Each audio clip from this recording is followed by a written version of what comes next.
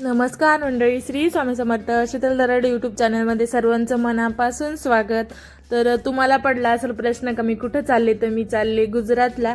खूप दिवसाचं असं स्वप्न आणि ते अचानक पूर्ण होते. तर तो अनुभव तुम्ही महसूस करू शकता काय असू शकतो. तर माझं खूप दिवसाचं स्वप्न होतं का मला कुबेरला जायचं, जे की माझे कारभारी खूपदा जाऊन आले. आणि माझी पण इच्छा होती का मला पण देवाचं बोलवणं यावं, मला पण जायचंय, मला पण बघायचंय.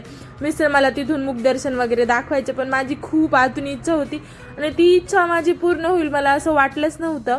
तर तेच इच्छा पूर्ण करण्यासाठी मी चालली होती. कारभारी मला अचानक बोलले का चल आपल्याला जायचंय म्हणून, तुझ्यासाठी ते सरप्राईज आहे म्हणून.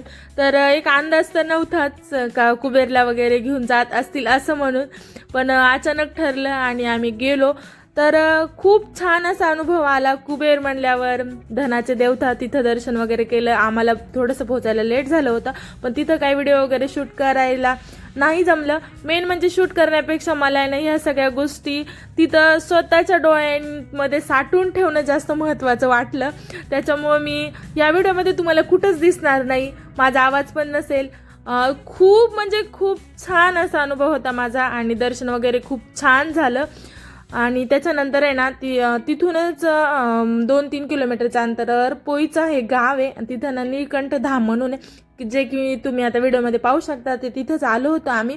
तर खूप छान असं अप्रतिम गोष्टी तिथं बघायला भेटल्या. खूप म्हणजे खूप छान.